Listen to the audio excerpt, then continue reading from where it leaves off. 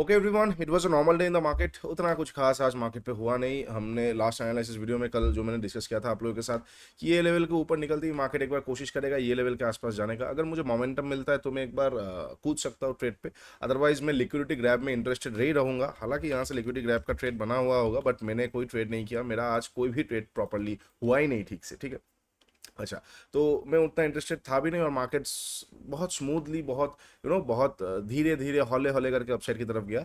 And as an option buyer इस तरह का मोमेंटम कभी कभी बेनिफिशियल नहीं होता है एज एन ऑप्शन बायर के लिए। आपका एंट्री सही जगह हो गया, ठीक है, 10 20 25 पॉइंट आ गया, बट एज अ बायर वो मज़ा नहीं आता है। तो मेरा आज का कुछ वैसा ट्रेड बना नहीं। अब मार्केट धीरे धीरे रेंगते रेंगते इस तरफ ये लेवल के आसपास जा रहा है। अब कल के लिए कैसे प्लान आउट में करने वाला हूँ आप लोगों के साथ एक बार डिस्कस कर लेता हूँ। तो hey everyone, welcome back to my YouTube channel the Bengal trader. I hope you guys are doing absolutely fine. कल 5 जून है। 5 जून को कौन सा इंपॉर्टेंट लेवल्स होने वाला है, चलिए एक बार देख लेते हैं। ओके, फर्स्ट ऑफ ऑल एक और चीज़ मैंने डिस्कस किया था, ये लेवल के नीचे 1 आवर का कैंडल क्लोजिंग बहुत इंपॉर्टेंट होने वाला है। अभी तक क्लोजिंग मिला नहीं, लेकिन अच्छी बात क्या है, यहाँ से प्राइस एक्शन आना शुरू हो चुका है। तो नेक्स्ट टाइम इसको तोड़ते ही मैं एंट्री करने वाला हूँ। क्लोजिंग का मुझे जरूरत नहीं होगा भाई, क्योंकि प्राइस का एक्शन आ गया। अगर प्राइस का एक्शन ना आके यहाँ पे डायरेक्टली आता तो मुझे क्लोजिंग देखना पड़ता, बट इस बार मैं निकलते ही शॉर्ट कर सकता हूँ। अच्छा, 15 मिनट टाइम फ्रेम पे भी प्राइस एक्शन चाहिए था, अभी तक आया नहीं। हायर लोज आया है। अब जब भी नेक्स्ट एक स्विंग बनाएगा, मान के चलते स्विंग कोई बनाया और फिर वो स्विंग को तोड़ा, तब मेरा शॉर्टिंग चालू हो जाएगा। इन द सेंस ऑफ कैसे, कल के लिए कैसे मैं प्लान आउट कर रहा हूँ। कल को मार्केट फ्लैट ओपन होकर अपसाइड जाए, डाउन साइड जाए, मैं थोड़ा वेट करूंगा। अगर डाउन साइड आता है मैं हड़बड़ाऊंगा नहीं, क्योंकि इस बीच में तो ट्रेड करने जैसा कुछ है ही नहीं। 60 70 पॉइंट का ये जो रेंज है, लगभग 80 पॉइंट का रेंज है, इसके बीच में ट्रेड करने जैसा कुछ है ही नहीं। लेवल को अगर आप कंटिन्यूएशन, मतलब स्ट्रक्चर को अगर आप कंटिन्यूएशन पे लेके जाओगे, just a moment, what happened, just a moment. हाँ ठीक है।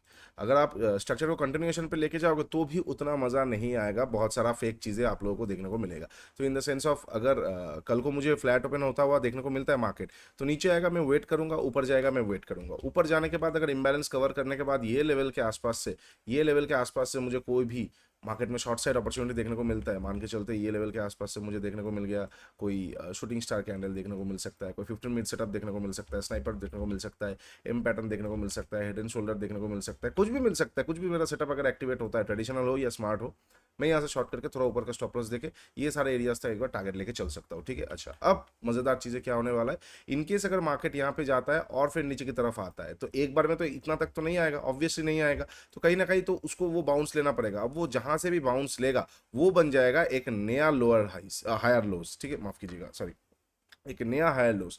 तो जहां पे भी वो बाउंस लेगा वो एक नया हायर लॉस बन जाएगा। अब वो मेरे लिए आने वाले टाइम पे सबसे इंपॉर्टेंट जोन हो जाएगा। वो हायर लॉस को अगर मार्केट तोड़ता है without breaking the last high, तो मैं मार्केट पे फुल क्वांटिटी से शॉर्ट कर दूंगा। मार्केट के पास बड़ा जगह है। लेकिन अगर मान के चलते वो हायर लॉस को मार्केट तोड़ नहीं पा रहा है, in the sense of, just moment, in the sense of ऐसे कर रहा है कि यहाँ पे आया, यहाँ पे रुका, यहाँ पे रुकने के बाद अपसाइड की तरफ जा रहा है, तो वहां पे उतना मजा नहीं आएगा, ठीक है। ट्रेडिंग व्यू थोड़ा प्रॉब्लम कर रहा है, I don't know why. Net is absolutely fine. पता नहीं ट्रेडिंग व्यू में क्या दिक्कत आ रहा है, थोड़ा बहुत, ठीक है। अच्छा, हाँ, ट्रेडिंग व्यू में दिक्कत आ रहा है, कुछ कुछ कारणवश ट्रेडिंग व्यू में दिक्कत आ रहा है। एनीवे, तो अगर वो चीज़ करता है कि मार्केट की अगर फ्लैट ओपन होकर अपसाइड की तरफ जाता है, तो मैं ये एरिया के आसपास से एक बार मार्केट को शॉर्ट कर सकता हूँ। और जस्ट सेकेंड, अभी ठीक हुआ, देखो। अच्छा, इनकेस अगर मार्केट फ्लैट ओपन होकर ऊपर की तरफ जाता है तो मैं ये एरिया से एक बार शॉर्ट कर सकता हूँ। और फिर बाउंस लेने के बाद अगर कंटिन्यूशन आया तो मैं फुल क्वांटिटी जाऊंगा। अच्छा, इनकेस अगर फ्लैट ओपन होकर नीचे आता है, I will wait, I won't do anything. फिर मार्केट अपसाइड, तो अपसाइड भी जाएगा, नीचे आएगा, अपसाइड भी जाएगा। तो इसके बीच में ना एज मतलब अच्छा ट्रेड नहीं बनेगा। इंटरनल स्ट्रक्चर में कुछ मिलेगा, ठीक है, अदरवाइज मैं वेट करने वाला हूँ। वेट करने के बाद मार्केट कहीं ना कभी तो यहाँ पे जाएगा, यहाँ से मैं शॉर्ट करूंगा और ये हो जाएगा एक नया हायर लॉस, ठीक है। और अगर इनकेस बाउंस के बाद एक हायर लॉस और बनता है तो वो इंपॉर्टेंट हो जाएगा, नेदर देन दिस। अच्छा, और एक चीज, अगर मार्केट यहाँ पे गया ही नहीं, ये मजेदार चीज हो सकता है, फ्लैट ओपन होकर नीचे आया, यहाँ पे गया, अब यहाँ पे तोड़ रहा है, तो क्या हो गया, ये हायर लोस को मार्केट तोड़ रहा है, ये हायर लो को तोड़ रहा है। तो अकॉर्डिंग टू प्राइस एक्शन यहाँ पे बहुत अच्छा खासा डाउन साइड का मूवमेंट आना चाहिए, बट ऊपर में इम्बैलेंस पड़ा हुआ है। तो यहाँ पे मैं अगर जाऊंगा तो हाफ 50% क्वांटिटी से मैं जाने वाला हूँ। वाई 50% क्वांटिटी, अगर रिवर्स होता है तो मुझे अपना पोजीशन को कट करके इम्बैलेंस से देखना पड़ेगा। और अगर चला जाता है तो मैं रेस्ट ऑफ द 50% क्वांटिटी जब पूरा मतलब कंफर्मेशन आ जाएगा डबल प्राइस एक्शन पे, तब मैं देख सकता हूँ, ठीक है।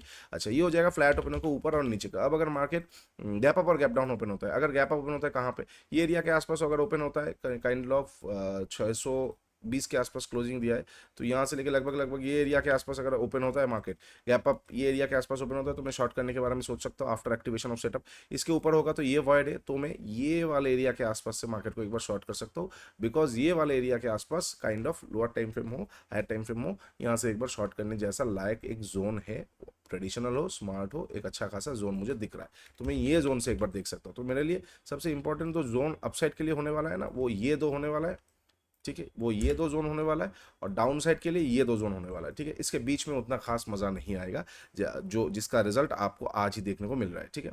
अच्छा, अब अगर इनकेस मान के चलते गैप ओपन होता है, हाँ इस जोन के आसपास ओपन होता है, मैं यहाँ से सेटअप पे शॉर्ट कर सकता हूँ, इसके बीच में ओपन होता है, मैं यहाँ से एक बार मार्केट को शॉर्ट करने वाला हूँ, अगर मुझे सेटअप एक्टिवेट होता हुआ देखने को मिलता है। और इन द सेंस ऑफ अगर मार्केट चलते मार्केट यहाँ पे ओपन होके मिडिल के आसपास ओपन होकर अपसाइड की जोन तक गया नहीं, तो मैं थोड़ा वेट करूंगा, एक हायर लोज बनाने देंगे, कहीं ना कहीं तो एक बाउंस लेगा, उस बाउंस के बाद जैसे तोड़ेगा तब मैं वहाँ पे एंट्री को एक्टिवेट कर सकता हूँ, पीटीसी के आसपास रिएक्शन लेके फिर तोड़ दिया, तब मैं एक्टिवेट कर सकता हूँ, ठीक है। अच्छा, अब अगर मार्केट गैप डाउन ओपन होता है, कहाँ पे गैप डाउन ओपन होता है, आज के लो के नीचे अगर गैप डाउन ओपन होगा, पैनिक आ सकता है, और पैनिक आने का चांसेस भी है। वाई पैनिक आने का चांसेस है, अगर आप ठीक से जाके देखोगे तो रशिया यूक्रेन का वॉर बहुत ज़्यादा एस्केलेट हो चुका है, things are getting out of hands, Ukraine के पास अच्छा खासा सपोर्ट मिल रहा है, कहाँ से मिल रहा है we have no idea, it can be any country, अच्छा खासा 1 लाख ड्रोन्स के आसपास का उनको एड मिलने वाला है, तो there will be a problematic scenario for Russia also. तो अगर gap down by chance open होता है ना, तो ओवरनाइट न्यूज़ खराब है, तो गैप डाउन ओपन होकर आज के लो के नीचे अगर एक बार मार्केट निकलता है और ये लेवल के नीचे निकल जाता है, तो मैं एक बार शॉर्ट कर सकता हूँ, इम्बैलेंस फिग बैलेंस बाद में देखेंगे, बिकॉज 1 आवर का टाइम फ्रेम के हिसाब से इंपॉर्टेंट जोन था और प्राइस एक्शन आ जाएगा, तो इसके नीचे निकलते ही मैं एक बार शॉर्ट कर सकता हूँ, ये जोन के नीचे निकलते और क्वांटिटी डाल सकता हूँ, अगर फिक्स वगैरह बढ़ गया तो अच्छा खासा इनएफिशिएंसी को कवर करने मार्केट आ सकता है, ठीक है। गैप डाउन पे बहुत बड़ा गैप डाउन इग्नोर करेंगे, सेकंड हाफ में देखेंगे, ठीक है। कल एक्सपायरी है, हो सकता है फर्स्ट हाफ में उतना कुछ खास मोमेंट ना आए, सेकंड हाफ एक कोर्स सेट करे, in the sense of first half रेंगते रेंगते थोड़ा बहुत मार्केट कुछ किया, सेकंड हाफ में उसने कुछ ऐसा किया जो पूरा कंटिन्यूएशन पे ले गया नेक्स्ट वीक को, तो सेकंड हाफ में मैं ज़्यादा इंटरेस्टेड रहूंगा, आप लोग भी सेकंड हाफ पे ज़्यादा फोकस कीजिएगा, फर्स्ट हाफ में कुछ समझ नहीं आ रहा है तो रुक जाइए, प्रीमियम का डीके देखे कोई फायदा है नहीं, तो यही हो जाएगा सारा पॉसिबल सिचुएशंस निफ्टी के लिए, इसके अंदर का आएगा I will try to trade, इसके बाहर का आएगा तो फिर कुछ कर नहीं सकते। इंडिया विक्स लगभग लगभग 15 के आसपास है, तो एज 15 के आसपास इंडिया विक्स अगर आ जाता है, तो 15 से अगर 14 की तरफ वो रवाना होगा तो प्रीमियम घटेगा, मजा नहीं आएगा। वैरएज अगर कल को थोड़ा मार्केट अपसाइड का मूवमेंट देके डाउन साइड के लिए रेडी होगा, तो विक्स भी हाई होगा, तब वो मोमेंटम को पकड़ के मजा आ सकता है, ठीक है। चलिए, ये हो जाएगा सारा पॉसिबल सिचुएशंस, नीचे इंस्टाग्राम का लिंक दिया हुआ है, जाकर जरूर चेकआउट कर लीजिए, प्रोग्राम का भी लिंक दिया हुआ है, जाकर जरूर चेकआउट कर लीजिए, बहुत इंपॉर्टेंट अपडेट्स वहाँ पे हम डालते रहते हैं, बहुत सारा चीज़ें लर्निंग वहाँ पे आपको देखने को मिलेगा। आज के लिए इतने, टेक केयर, बाय बाय, तब तक के लिए ट्रेड स्मार्टली।